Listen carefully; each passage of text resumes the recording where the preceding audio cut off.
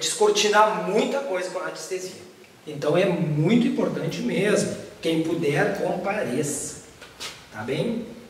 Bom, esse era o aviso de hoje. Tá? Então, a gente dando sequência ao nosso trabalho do livro de desobsessão, a gente parou no item 19. Ali eu coloquei assim: aparelhos elétricos não são mais utilizados. Tá? Por que eu coloquei isso? Porque na época, lá quando lançaram o livro, tá? Se gravavam os trabalhos, eram gravados, né? Usavam equipamento, né? Então, hoje isso caiu em desuso. Nós sabemos que hoje não funciona. Não sei se algum centro espírita ainda grava os trabalhos de desobsessão, de atendimento. Não acontece mais. Então, por isso que eu coloquei aqui, que não são mais utilizados. Mas também eram orientados em relação a isso.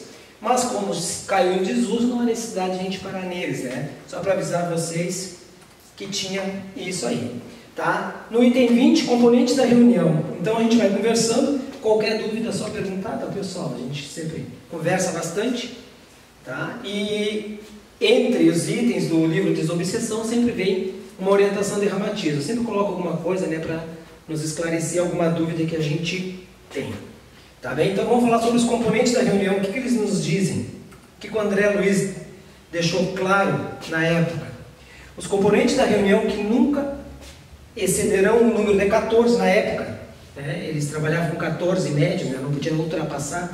Hoje a gente vê, né, casas com 7, 8. Né? Não se deve trabalhar com número reduzido.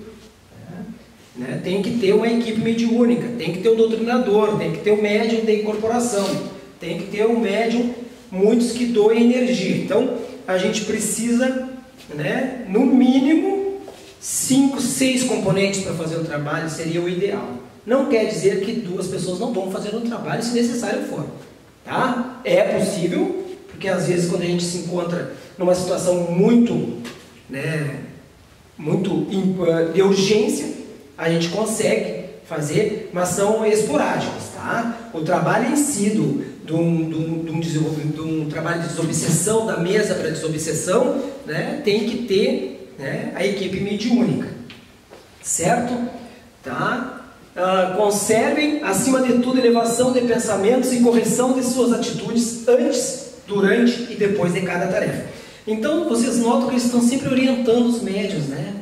André Luiz sempre esclarecendo os médiuns. Tem que manter o equilíbrio antes, durante e após o trabalho. Porque o que acontece, meus amigos? Como vocês já sabem, a gente conversa muito sobre isso na casa, sobre o comportamento dos medianeiros durante os trabalhos, como se portar, a responsabilidade. E todos nós hoje sabemos que todo médium, quando vai embora, sai do centro, depois do trabalho, que ele deita e dorme, o que acontece? Continua o trabalho. O trabalho vai continuar. O médium vai dormir, muitas vezes é desdobrado e levado ou trazido novamente para o centro para ajudar na parte astral do trabalho. Então, o que acontece? O médium não é somente antes do trabalho, que ele tem que estar equilibrado, concentrado, bons pensamentos, falar baixo, né? Não falar mal das pessoas, não comentar sobre a vida dos outros, não fazer a fofoca, né? Porque tudo aquilo que a gente conversa e sempre a gente bate, a gente para no mesmo lugar. O que acontece?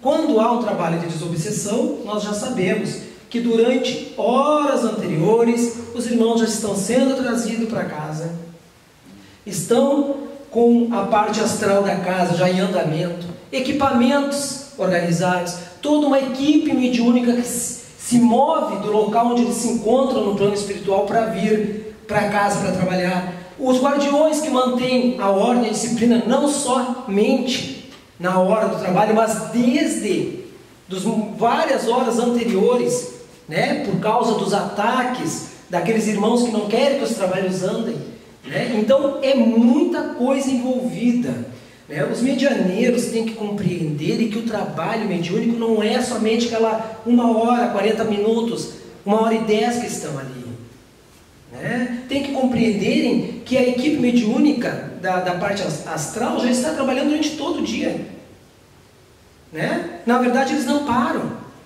né? Então, assim, às vezes começam a locomover entidades que já acoplam os médios na parte da manhã, quando os médios acordam.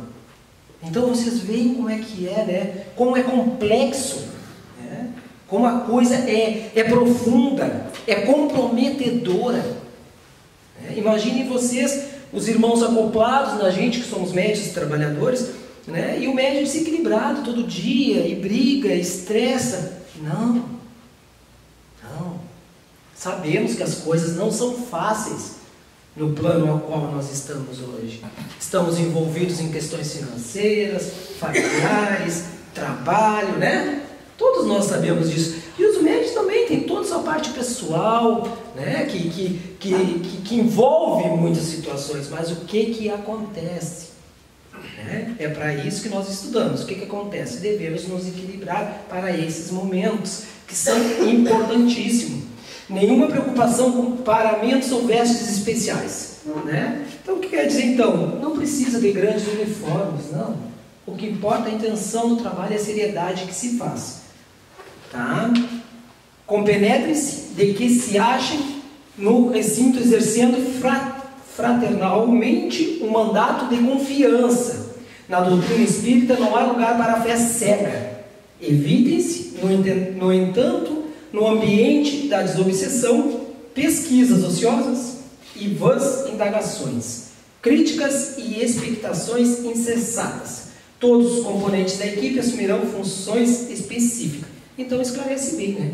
Como deve se portar, como deve o médium, como deve chegar até o trabalho. Alguma dúvida, gente? Pode perguntar. Num grupo de 14 integrantes, por exemplo, trabalharão 2 a 4 médios esclarecedores, 2 a 4 médios passistas, de 4 a 6 médios psicofônicos de incorporação, né? Os médiums esclarecedores e passistas, além dos deveres específicos que se lhes assinala, servirão ainda na condição de elementos positivos de proteção e segurança para os médiums psicofônicos, sempre estes forem mobilizados em serviço. O que acontece? Às vezes o médium vai dar uma passagem, a passagem é muito intensa, a entidade pode ser muito renitente, né? E o médium se desgasta naquele momento da passagem ali. O que acontece? Estão os médiuns passistas, né? Ele, no momento que ele está doando energia, pode ser chamado pelo dirigente do trabalho, para doar uma energia para o médium que estava em incorporação, e instantaneamente o médium já começa a se equilibrar novamente para seguir o trabalho, porque o trabalho não pode parar, né, pessoal? É muito claro, para isso que tem, né, aqueles que doam energia para recarregar a bateria, né? Se der algum inconveniente no meio do trabalho, temos como resolver aquela situação, né? Porque a verdade é, todos nós que trabalhamos com o trabalho de desobsessão, nós nunca sabemos, né, realmente o que vai acontecer durante o trabalho. Quem tem esse conhecimento é a espiritualidade superior, né? O mentor da casa, os guardiões, um dos nossos mentores, né? Geralmente nós vamos para fazer o trabalho aquele o qual a gente está acostumado, né? Mas uma vez ou outra pode acontecer alguma situação mais intensa, né? Que aí a gente tem que saber como reagir, né? Um irmão lá se desgastou profundamente, nós temos que saber como proceder. E esses médios de doação de energias, nesses grandes trabalhos, às vezes são muito necessários, né? Porque eles ajudam a doar energias muitas vezes para manter os campos da casa em pé, enquanto se trabalha. Tá tudo certo, gente? Tá todo mundo com os olhos bem instaladinho. Imprescindível reconhecer que todos os participantes do conjunto são equiparáveis a pilhas fluídicas ou lâmpadas, que estarão sensibilizados ou não para os efeitos da energia ou da luz que lhes pede auxílio dos que jazem na sombra de espírito. Então é aquilo que a gente fala, né? Está pronto para ajudar aqueles irmãos que se encontram em desequilíbrio. Certo? Daí o imperativo do teor vibratório elevado nos componentes da reunião, né? Então o que acontece? Por isso que tem que manter o pensamento positivo, né?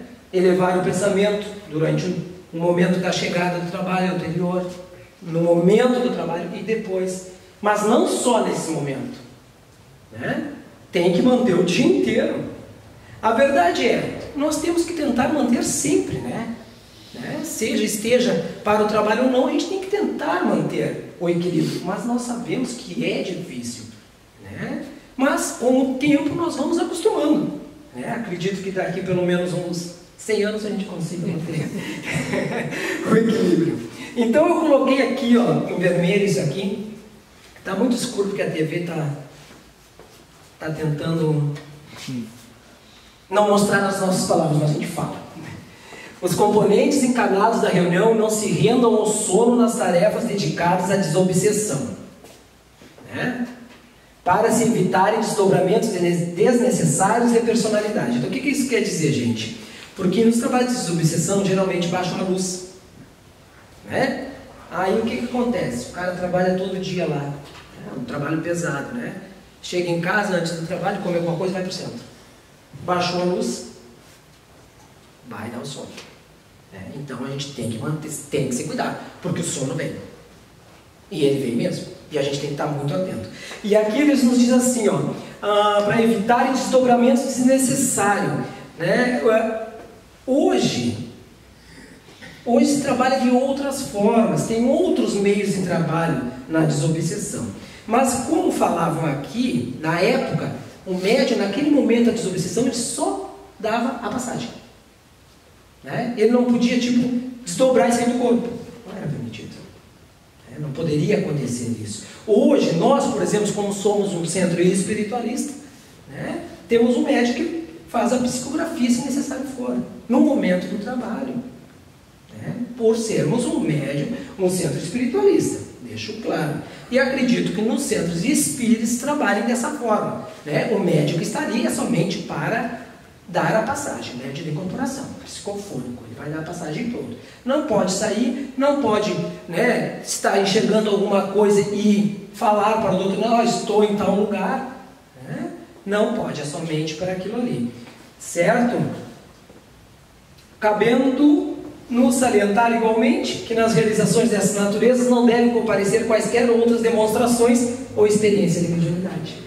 Então, mais uma vez eu digo, gente, quando foi escrito o livro lá, né, tinha que ter uma diretriz para começar, né, como o primário, né, tem que ter regra, tem que fazer assim para montar um tipo de trabalho. Hoje os trabalhos estão muito diferentes, né? Tem trabalho junto da desobsessão, tem trabalho já com desdobramentos, já médicos conseguem ver o que está acontecendo, conseguem visualizar o corpo astral do que está acontecendo, os médicos são levados até determinados lugares para desfazer determinadas situações. Tem esse tipo de trabalho hoje. É claro que nós estamos estudando um livro que foi feito em 1968, né? Por aí. Então, foi lá no início, quando começou a aparecer realmente, né? Mas isso aqui é importante para a gente saber como proceder. Outra coisa que tinha na época eram os visitantes, né? Nos trabalhos de mesa, né? A desobsessão tinha os visitantes, botavam os banquinhos ali, né? E as pessoas ficavam sentadas para ver como era.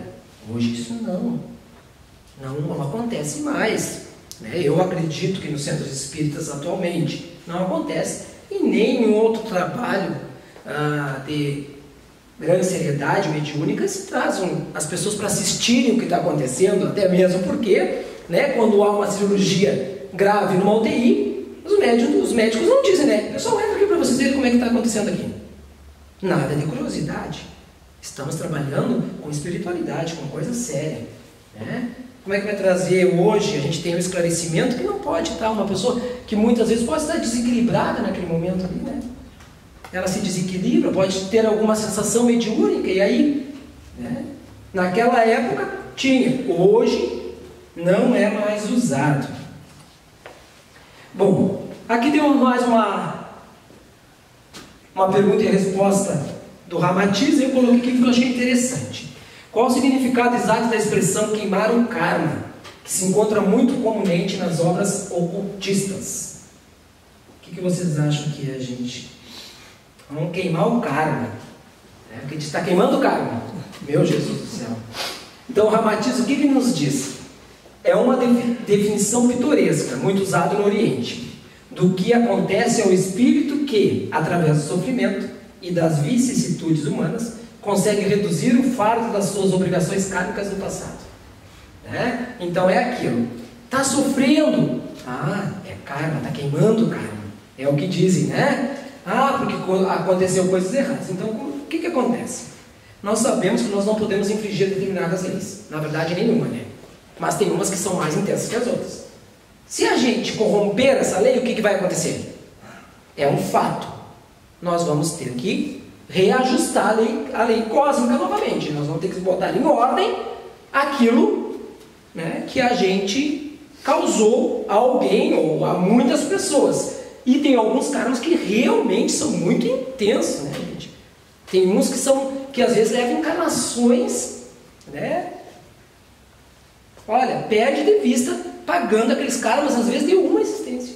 Porque afetou muitas pessoas, né? Esses karmas coletivos, por exemplo, vamos dar um exemplo.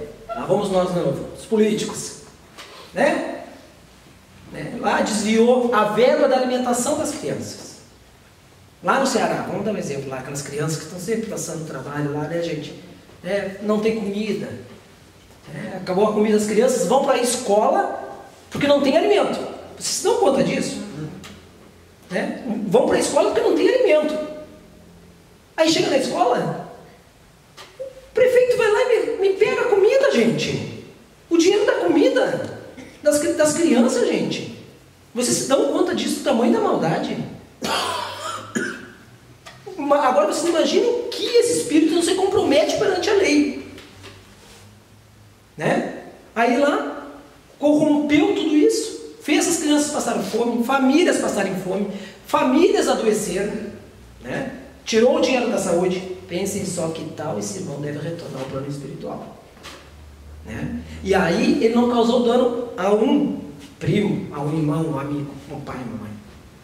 Causou a uma cidade, a uma nação. Pensem vocês que tal que deve ser a situação de recompor novamente tudo isso. Porque desequilibrou. Quando a dor, a humilhação e as decepções pungem aos vossos espíritos através da carne sofredora, é certo que isso promove a queima imponderável do vício pernicioso que ainda está aderido ao perispírito como produto gerado pelo psiquismo invigilante. Vocês sabem, e a gente já conversou também sobre a questão, o que acontece? Cada vez que a gente comete um ato, que acaba prejudicando pessoas, tu vai agregando ao teu perispírito, aos teus corpos espirituais, uma energia negativa. Eu sempre falo da foligem do fogão a lenha ali, quando a gente tira o cano, o cotovelo ali. Quem tem fogão a lenha sabe, Tira o cotovelo ali, tu olha, tá aquele monte de foligem, tu bate aquilo ali, Eu sempre dou aquele exemplo. Aquilo ali agrega teus corpos, porque tu causou dano, tu tirou da boca da criatura, a fome, a doença, a moradia. Pensem só, Então o que acontece? Aquilo fica agregado, aquilo tem que ser limpo. Muitas vezes, vem encarnações uma atrás da outra. Doente, problemas mentais, deficiência profundas, lesões no corpo físico, porque tudo isso foi agregado pelas ações negativas, O sofrimento acervo é como o fogo purificador, a queimar os resíduos kármicos do perispírito. Muitos espíritos